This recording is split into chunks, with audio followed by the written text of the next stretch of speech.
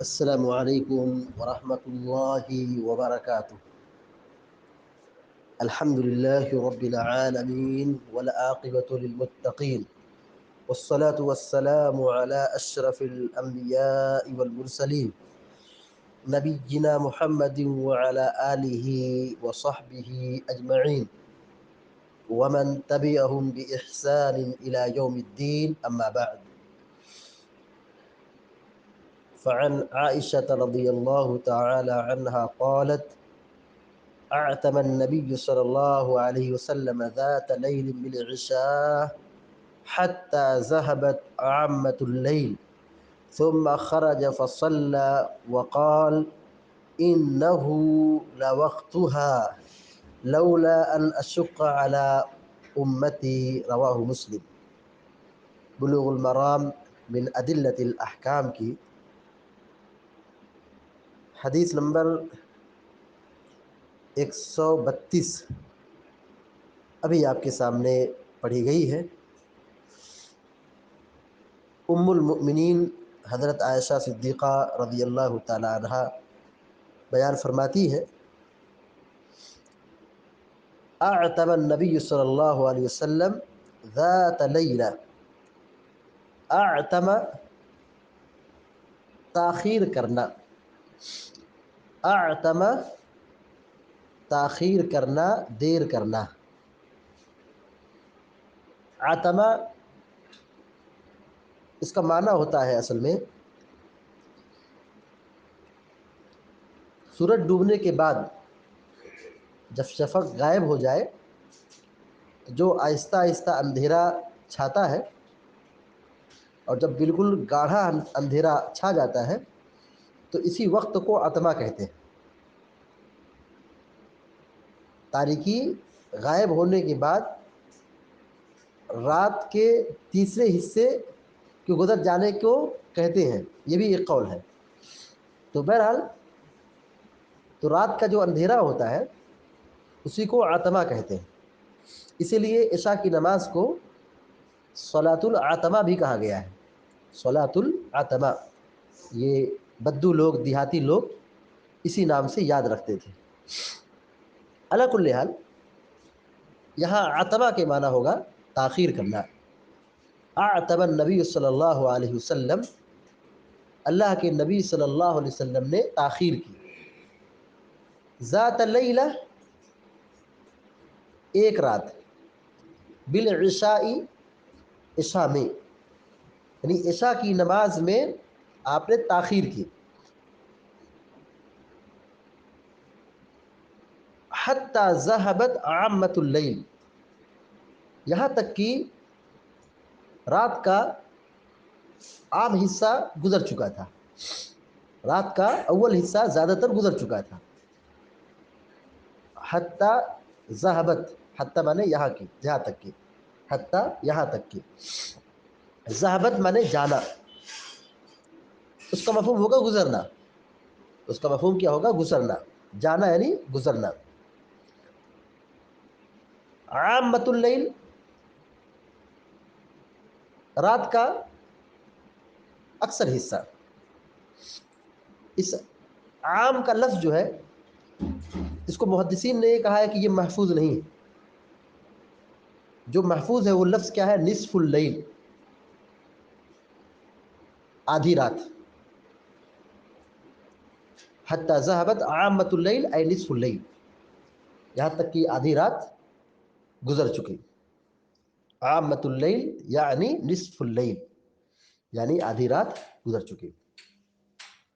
کیونکہ اللہ کے نبی صلی اللہ علیہ وسلم سے یہ ثابت نہیں ہے کہ نصف اللیل کے بعد بھی آپ نے کبھی عشاء کی نماز پڑھی ہو۔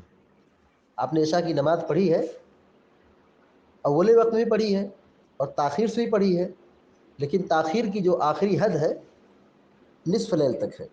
اسی لیے اہل علم نے کہا ہے عشاء کی نماز کا جو وقت ہے یہ آدھی رات تک رہتا ہے۔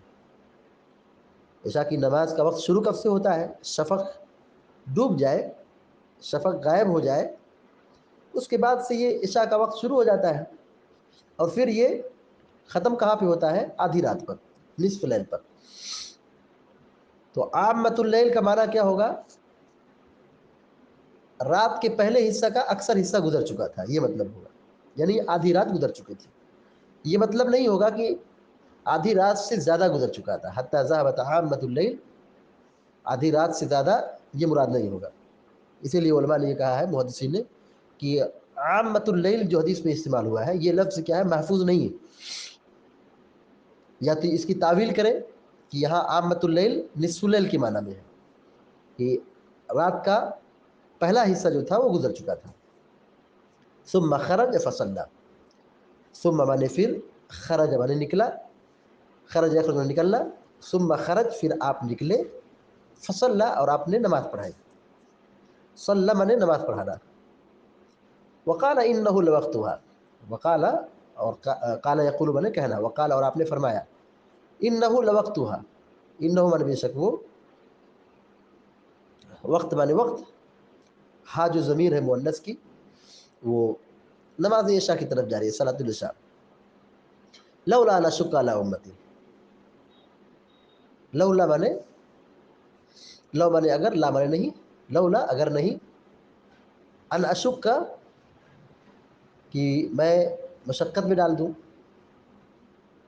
اشق کا، شق کا یشق مانے مشقت میں ڈالنا، تکلیف میں ڈالنا.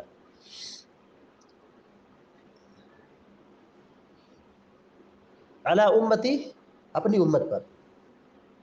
رواہ مسلم، امام مسلم رحمہ اللہ نے اس حدیث کو نقل کیا ہے، بیان کیا ہے، روایت کی ہے. اب حدیث کا ترجمہ دیکھیے. وعن عائشہ رضی اللہ تعالی عنہا قالت، ام المومنین حضرت عائشہ صدیقہ رضی اللہ تعالی عنہا روایت بیان کرتی ہے کہ اعتم النبی صلی اللہ علیہ وسلم ذات لیلہ، کہ ایک رات آپ نے تاخیر کی. ذات لیلہ مانے ایک رات، بالعشاء عشاء کی نماز میں. آپ نے ایک دن عشاء کی نماز میں تاخیر کی، یعنی آپ نماز پڑھانے نہیں آئے، تاخیر کی. اور بقیہ صحابہ اکرام مسجد میں بیٹھے تھے، اور آپ کا معمول کیا تھا؟ آپ کا معمول یہ تھا کہ وَإِذَا رَآهُمْ اجْتَمَعُوا عَجَّلَ، جب لوگوں کو دیکھتے کہ مسجد موجود ہے تو آپ جلدی سے نماز پڑھا دیتے تھے، یعنی تاخیر نہیں کرتے تھے. وَإِذَا رَآهُمْ، وَإِذَا أَبْطَأُوا، جب وہ لوگ پیچھے تھے، یعنی نماز میں حاضر نہیں ہو سکے، تو آپ کیا کرتے تھے؟ تاخیر کرتے. وَإِذَا رَآهُمْ أَبْطَأُوا أَخَّرَ، جب آپ ان کو دیکھتے کہ بھی صحابہ کرام ابھی نماز میں نہیں آئے ہیں تو تھوڑا آپ تاخیر کرتے تاکہ لوگ جماعت میں شامل ہو جائیں، انتظار کرتے تھے. تو اللہ کے نبی صلی اللہ علیہ وسلم نے ایک رات عشاء کی نماز، جو معتاد وقت تھا، جو جس وقت میں عام حالت میں لوگ پڑھتے تھے، اللہ کے نبی صلی اللہ علیہ وسلم پڑھاتے تھے، اس وقت آپ پڑھانے کے لیے نہیں آئے، آپ ٹھہرے رہے، اور صحابہ اکرام مسجد میں ٹھہرے رہے، انتظار کر رہے تھے.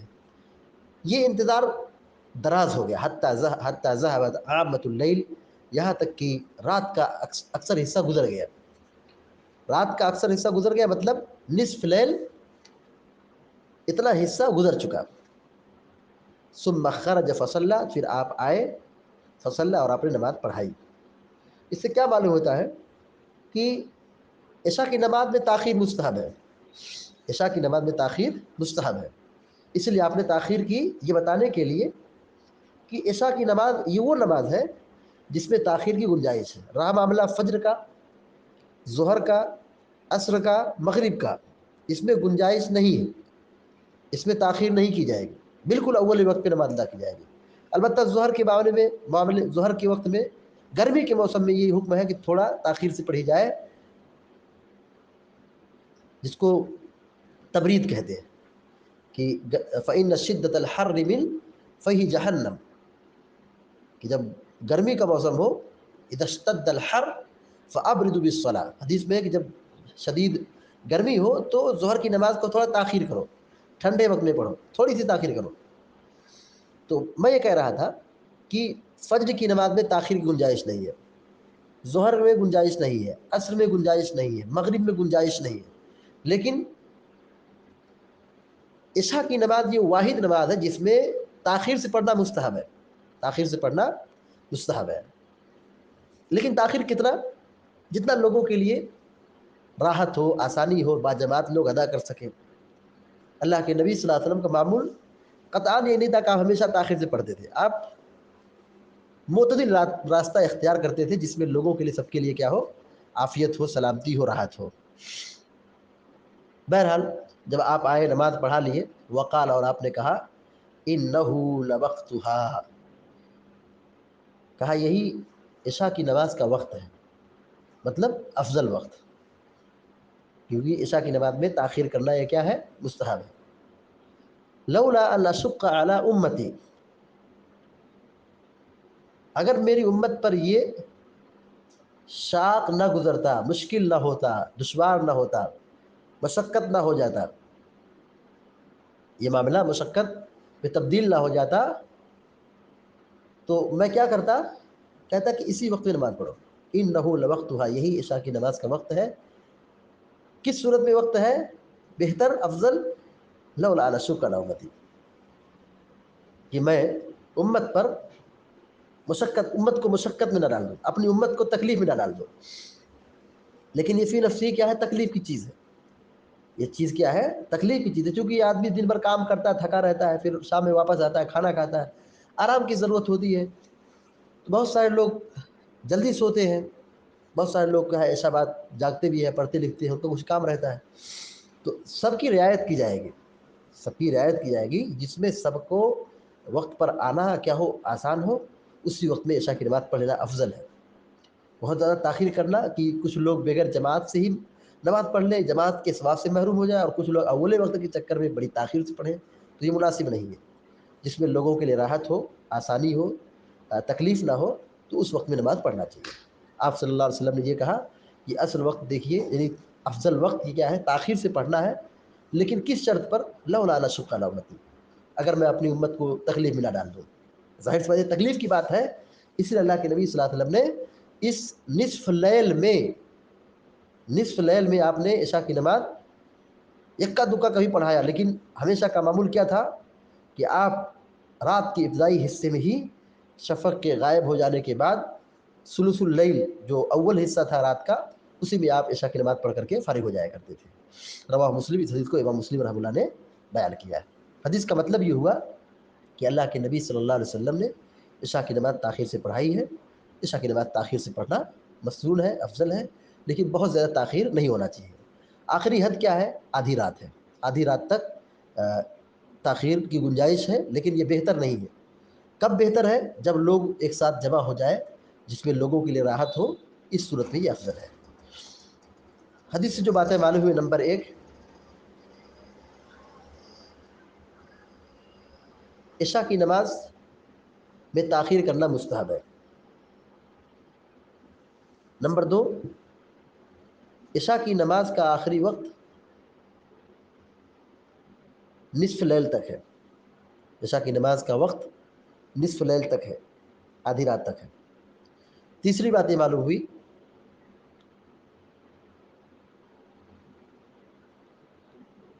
اللہ کے نبی صلی اللہ علیہ وسلم لوگوں کی بڑی رعایت کرتے تھے، کسی کو تکلیف اور مشقت میں نہیں ڈالتے تھے۔ نبی کریم صلی اللہ علیہ وسلم لوگوں کی بڑی رعایت کرتے تھے، تکلیف اور مشقت میں لوگوں کو نہیں ڈالتے تھے، آسانی پیدا کرتے تھے۔ چوتھی بات یہ معلوم ہوئی کہ عشاء کی نماز کو یا عشاء کے وقت کو عتمہ کہہ سکتے ہیں، اس کی گنجائش ہے۔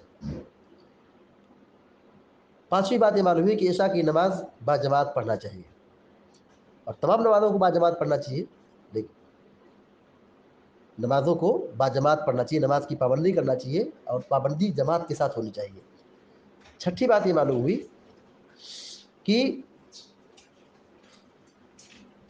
صحابہ اکرام اللہ کے نبی صلی اللہ علیہ وسلم کی بڑی تعظیم کرتے تھے۔ دیکھیے مسجد میں سب بیٹھے تھے، انتظار کر رہے تھے، کوئی ایسا نہیں تھا کہ اٹھ کر کے جا کے نماز پڑھا دے، بلکہ نبی کریم صلی اللہ علیہ وسلم کا انتظار کر رہے تھے۔ تو یہ انتظار نبی علیہ الصلوۃ والسلام کا کر رہے تھے، یہ اس بات کی دلیل ہے کہ صحابہ کرام عشاء کی نماز کے لیے، دیگر نماز کے لیے نبی علیہ الصلوۃ والسلام کا انتظار کرتے تھے۔ یہ صحابہ کرام نبی علیہ الصلوۃ والسلام کی عزت اور نبی علیہ الصلوۃ والسلام کا احترام اور آپ کی قدر کرتے تھے، نبی کریم صلی اللہ علیہ وسلم کی قدر کرتے تھے، احترام کرتے تھے۔ اب یہاں امام اگر لیٹ ہو جائے، 2 منٹ لیٹ ہو جائے، 1 منٹ لیٹ ہو جائے، تو سارے لوگ امام کے پیچھے پڑ جاتے ہیں، سارے لوگ امام کے پیچھے پڑ جاتے ہیں. ایسا نہیں ہونا چاہیے بھائی. امام کی بھی ایک اپنی ضرورت ہے، اور امام اگر کسی وجہ سے لیٹ ہو جائے تو اس کی قدر کرنا چاہیے، نہ کہ اس کو آنکھ دکھانا چاہیے. صحابہ کرام بیچارے مسجد میں بیٹھے رہتے تھے، انتظار کرتے تھے، یہاں تک کہ رات کا ایک حصہ گزر جاتا تھا، پھر بھی اس صحابہ کرام اللہ کے نبی صلی اللہ علیہ وسلم کا انتظار کرتے تھے. تو معلوم یہ ہوا کہ اگر امام لیٹ ہو جائے تو امام کا انتظار کرنا چاہیے، یہی سنت ہے. خود آگے بڑھ کر کے نماز نہیں پڑھانا چاہیے. یہ اچھی بات نہیں ہے. صحابہ اکرام انتظار کرتے تھے تو انتظار کرنا چاہیے. اور اس طرح سے ایک آخری بات یہ معلوم ہوئی کہ لو اگر یہ جو استعمال ہے استعمال کر سکتے ہیں. لو کا استعمال، اگر کا استعمال کلام میں، تحریر میں کر سکتے ہیں، بشرط کہ یہ تقدیر کے منافی نہ ہو. حدیث میں جو کہا گیا ہے فَإِنَّ لَوْ تَفْتَحُ عَمَلَ الشَّيْطَانِ، کیونکہ لو جو ہے اگر یہ شیطان کا دروازہ اس سے کھلتا ہے. فَإِنَّ لَوْ تَفْتَحُ عَمَلَ الشَّيْطَانِ، یہ شیطان کے دروازے کو کھول دیتا ہے. تو اس لیے اس کے استعمال سے منع کیا گیا ہے، لیکن مستقبل کے سیگے کے لیے استعمال کر سکتے ہیں. مستقبل کے سیگے کے لیے استعمال کر سکتے ہیں، لیکن ماضی کے سیگے کے لیے استعمال کرنے سے پرہیز کرنا چاہیے. اور اس میں دوسری بات یہ ہے کہ اگر تقدیر کے خلاف نہ ہو تو استعمال کر سکتے ہیں. یہاں اللہ کے نبی صلی اللہ علیہ وسلم نے لولا کا استعمال کیا ہے. لولا کا مطلب اگر. اللہ رب العالمین سے دعا ہے کہ اللہ تعالی ہم سب کو، آپ سب کو نیک عمل کی توفیق عطا فرمائے.